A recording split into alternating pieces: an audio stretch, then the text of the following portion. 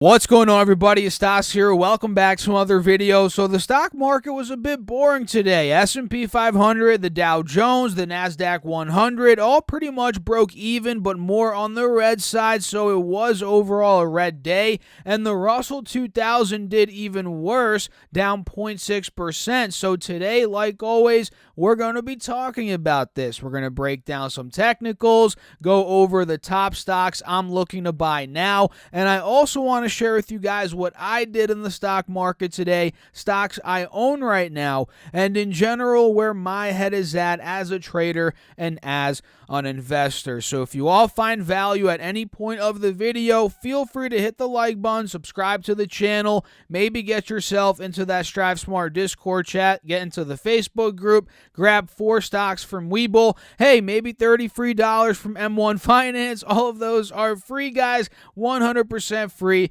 and linked right down below in the description box. So let's get into it. First and foremost, we have to look at the S&P 500 today.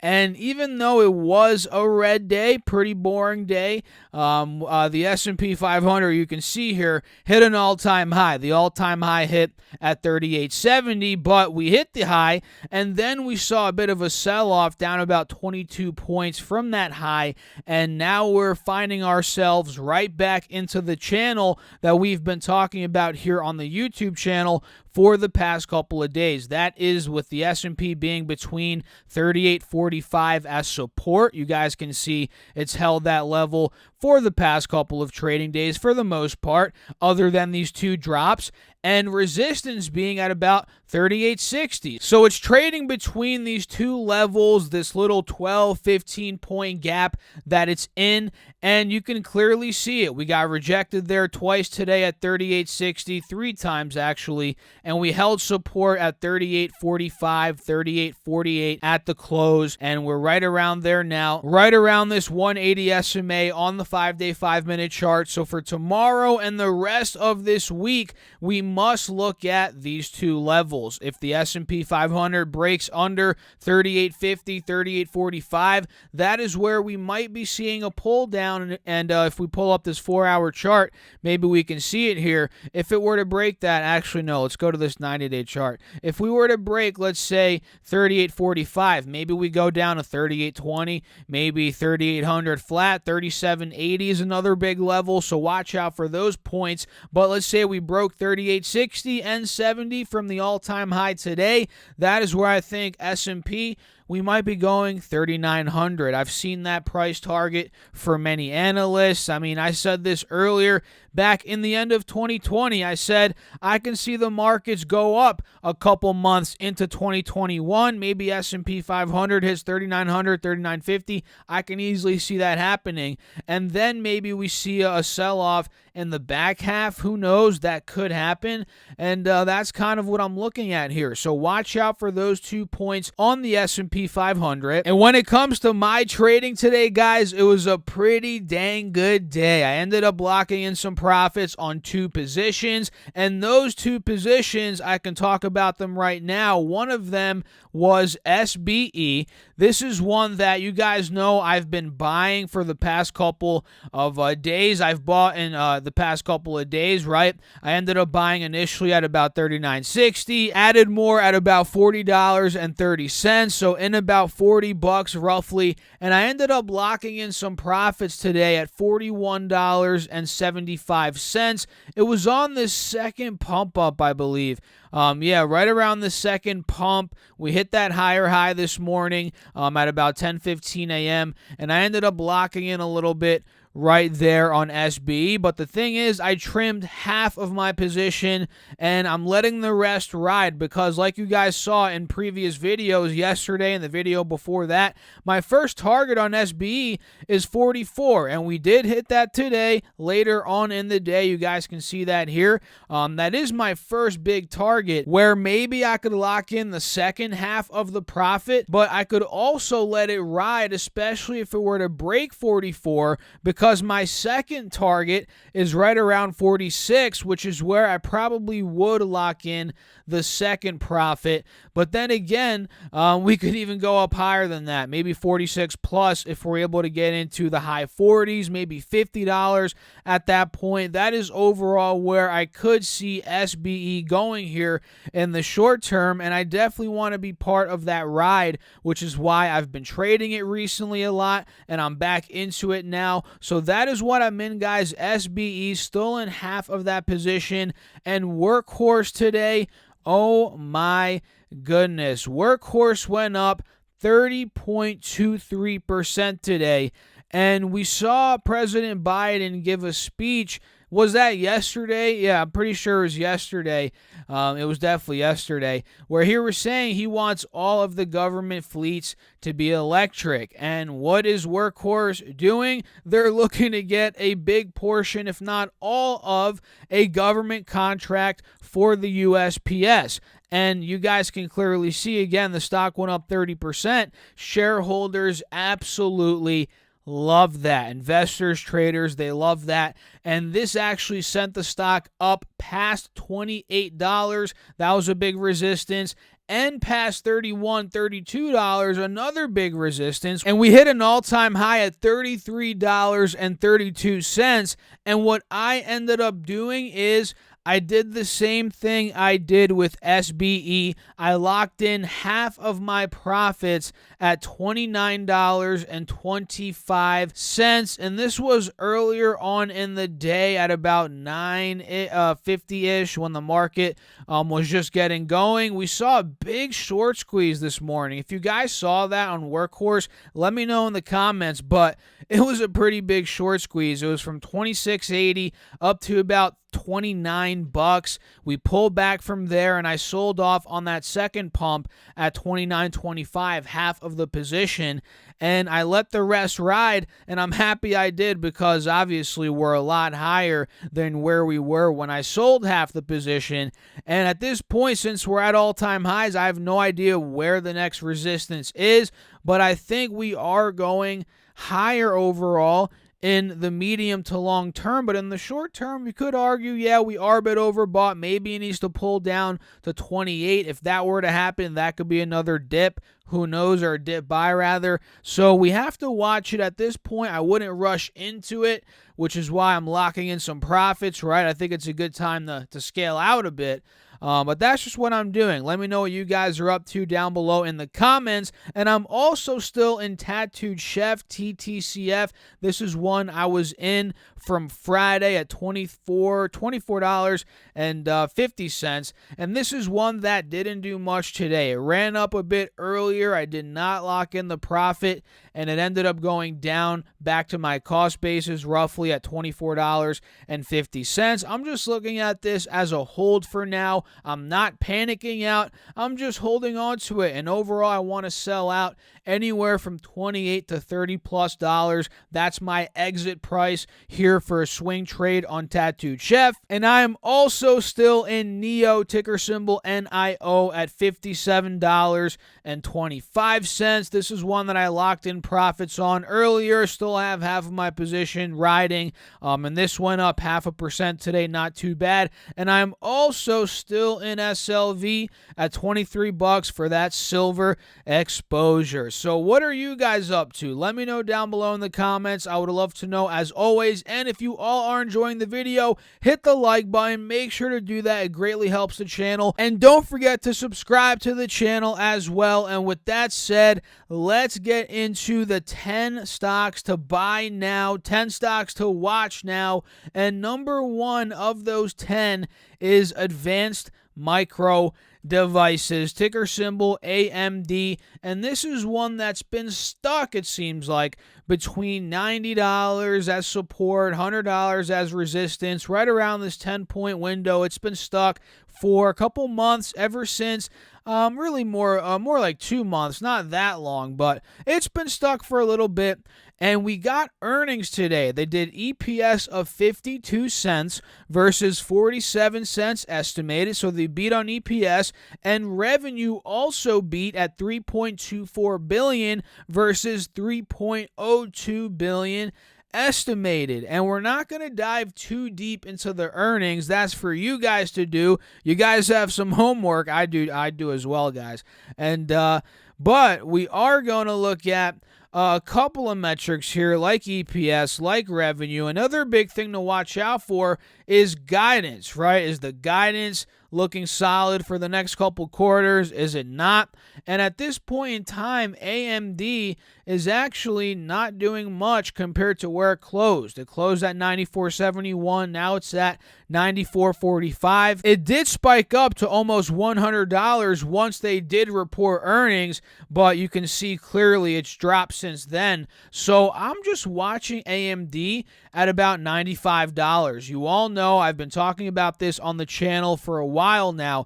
$95 is a big sticking point. The past couple times, 2 times that we broke out of 95, we filled the gap up to 100. I mean, heck, we just did it after market hours once they just reported these earnings, but we're back down to 95. So I think the next move could be, as long as we're under 95 to 100. That's the next window that I'm looking to trade on AMD, which is about 4%. And you all know another thing I've been saying, and I'm sticking to it, is I think AMD is going to be $100 plus. I think we're ultimately going to squeeze out of this big resistance, and that's where we're headed. That's my humble opinion. And again, I'm not a financial advisor. You must always do your own due diligence, guys. You must always do that. That is the number one most important thing. So that is AMD. Microsoft is another company that I personally own in my long-term account,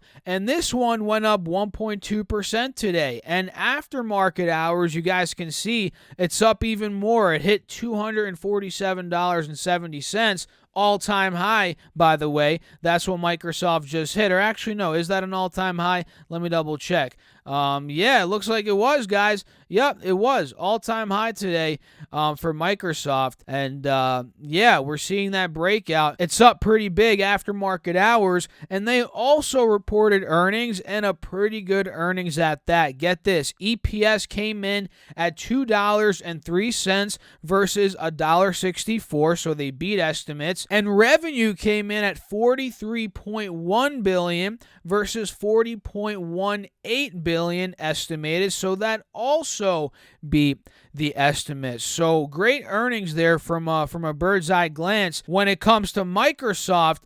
And it seems like here, okay, it hit $40 billion in quarterly sales for the first time ever. That is awesome. So record quarter, literally, for Microsoft here, which is incredible. And the cloud looks like it's doing very well, which is a big growth beast for this company. So I'm very happy about this, guys. I own them again, like I said, in my long-term account.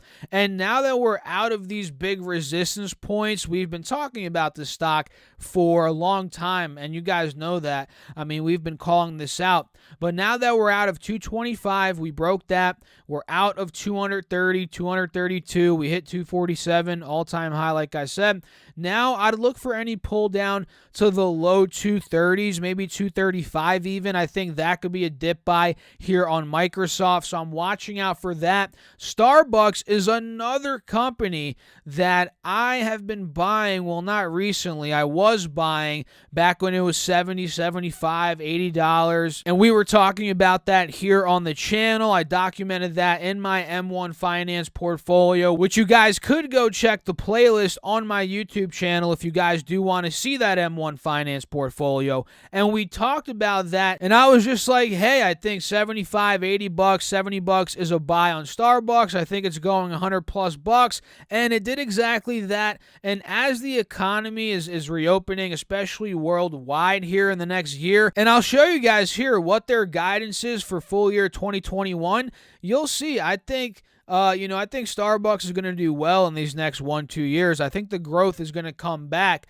And now it's coasting right around 104. They just did EPS of 61 cents versus 55 cents estimated. Revenue came in at $6.75 billion versus $6.93 billion. So they beat on EPS, but they missed slightly there on revenue, and the stock is not doing much. In fact, it's down a bit after hours, and that's that could be because of that revenue miss. We also got news that their global comparable store sales, they declined by 5%, so that declined by 5%.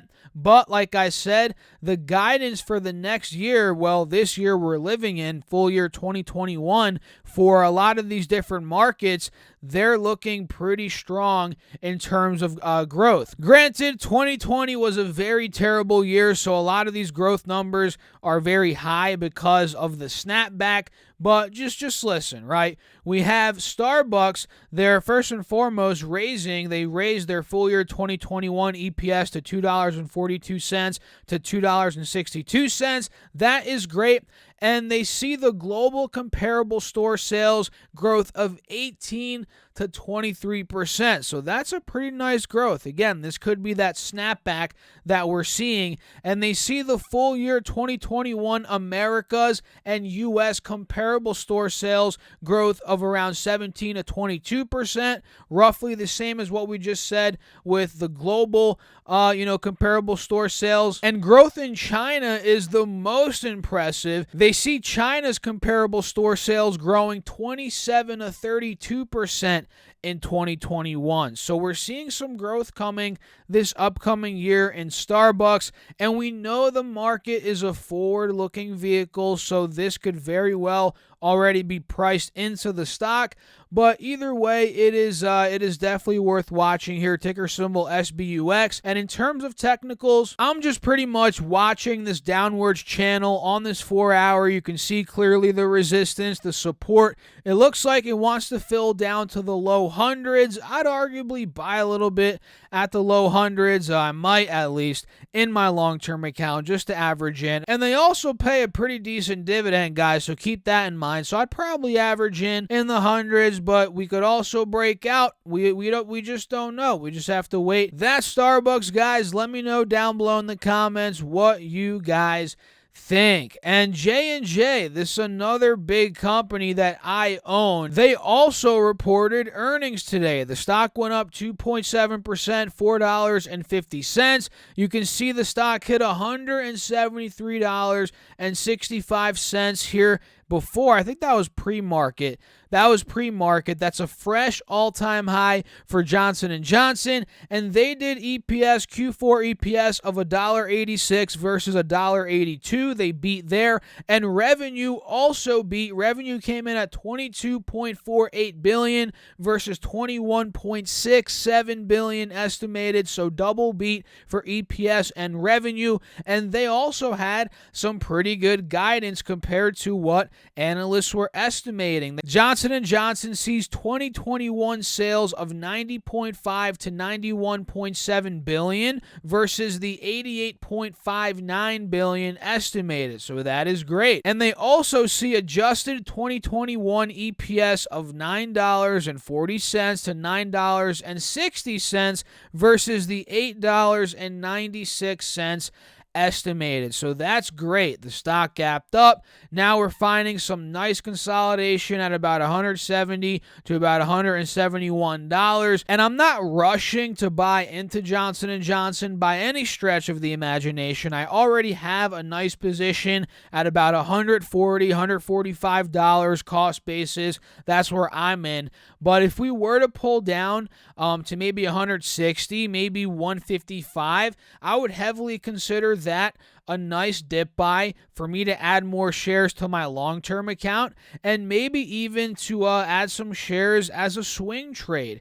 And even maybe if we pull down to 165, that could be swing trade area, right? We just have to see. So that's J&J. AMC, guys, oh man, AMC. I made a video earlier on this. Make sure to go check it out. I'll link it down below in the description box. We dive deeper into the company. But AMC today, day went up 12%. And you guys know we covered AMC a couple days ago before it squeezed out all the way to about $7 now in the aftermarket hours.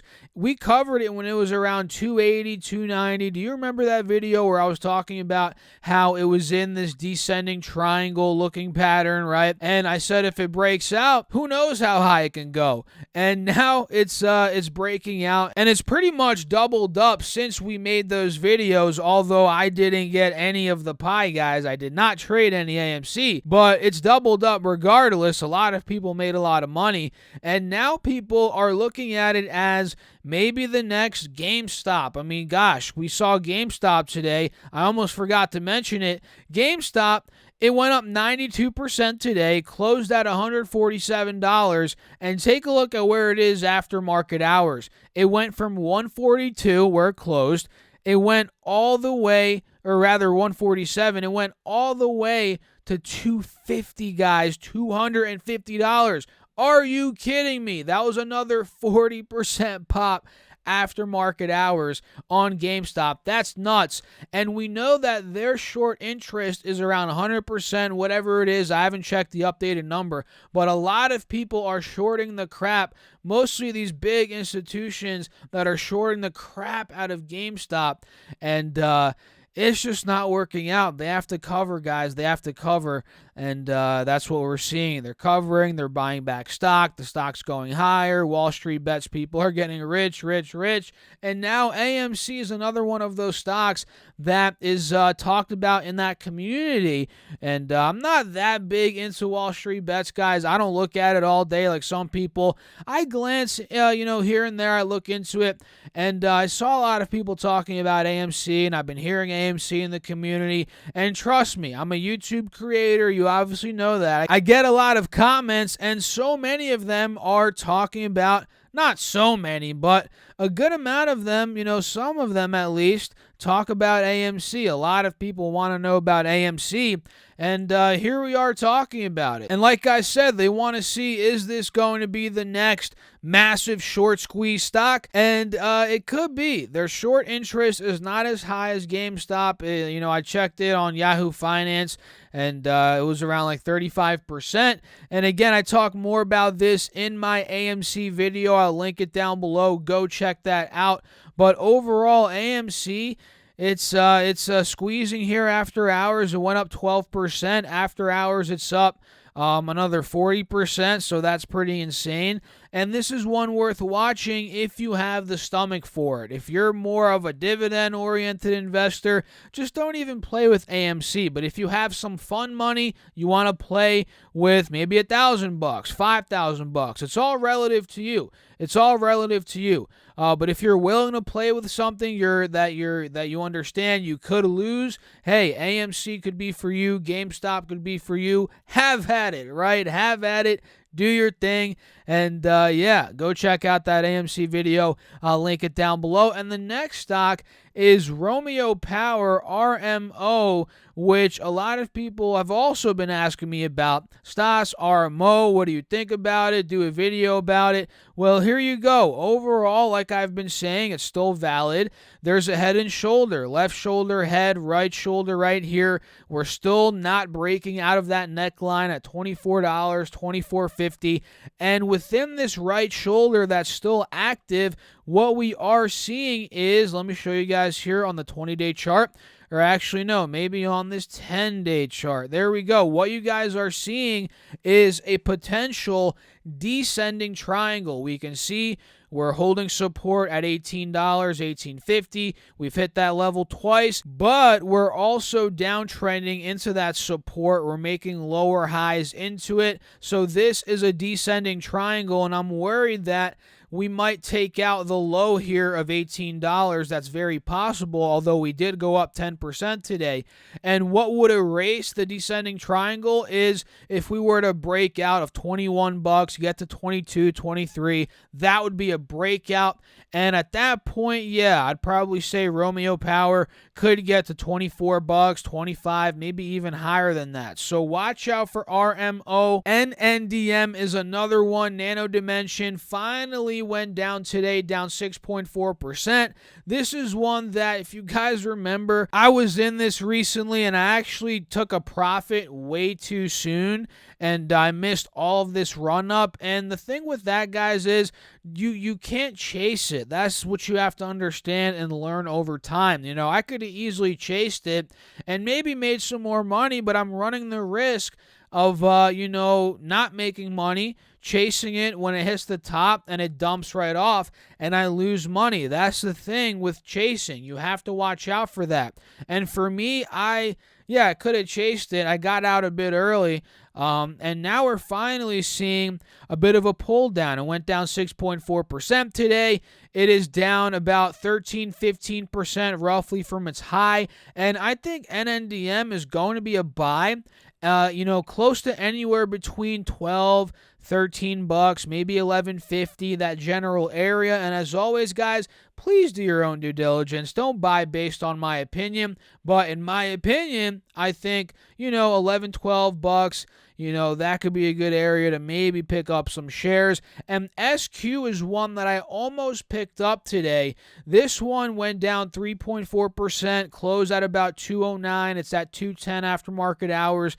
And this is one that is, I don't know where, no one knows where stocks are headed, obviously, but based on these technicals, I could see it go maybe to about 200. 200 could be a spot that I'd probably add some shares to for sure. Again, I almost added shares today, but if we were to gap down again tomorrow, maybe 200, I'd definitely pick up some shares there. And I'd go even heavier if we found our way into the high 180s, 190s even. Gosh, I'd probably pick up some, good shares there as well. So I'm watching SQ on this dip. I think there is upside for sure here on this one. So watch it, guys. That is ticker symbol SQ. Another one that's been pulling down a lot recently is Exxon Mobil. This one's down a good 10% from its recent peak. That was at about $51 roughly back in the beginning towards the middle of January. And it was actually a much needed pull down. We went from $41 to $51 too dang fast, guys. That was a move of almost 20% in the span of a couple trading days. That's not normal for a company like Exxon. And now we're down a good chunk from that point. Again, down 10%. We're still up about 10% from $41, right? We're still up about 10%. But we're at a better price for a dip buy, right around this 180 SMA, right around $44, $45. This is where I think we could end up picking up some shares on the dip. But mind you, we have earnings coming up on the 2nd of February, so that's about a week away. That is definitely worth watching, so keep an eye on this dip on Exxon. And the last one here is good old FSLY, ticker symbol FSLY, which has been doing great. It broke out of a lot of the levels we've talked about in previous videos, those levels being about $88, $97, $98. We broke that, and today we actually broke above 105. We went up almost 2%, closed at about $107. Now after hours, we're up to $108, and I'm really liking this price action.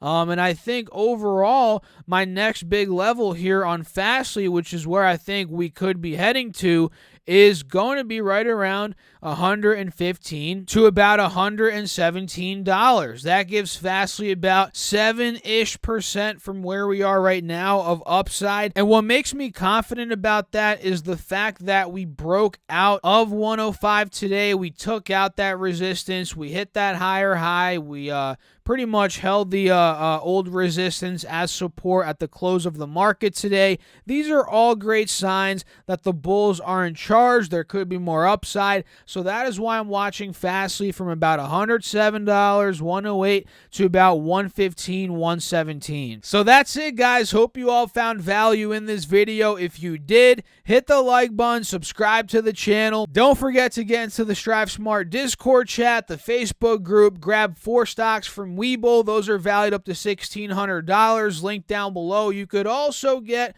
$30 from M1 Finance. Also linked down down below, and all of those are 100% free of charge. So I'll catch you all in the next video. Thanks for watching as always, and actually the next video is that AMC video. It's right up here. Make sure to click on that. I'll see you in that video. Stay safe out there. Keep crushing the markets, guys. Peace out.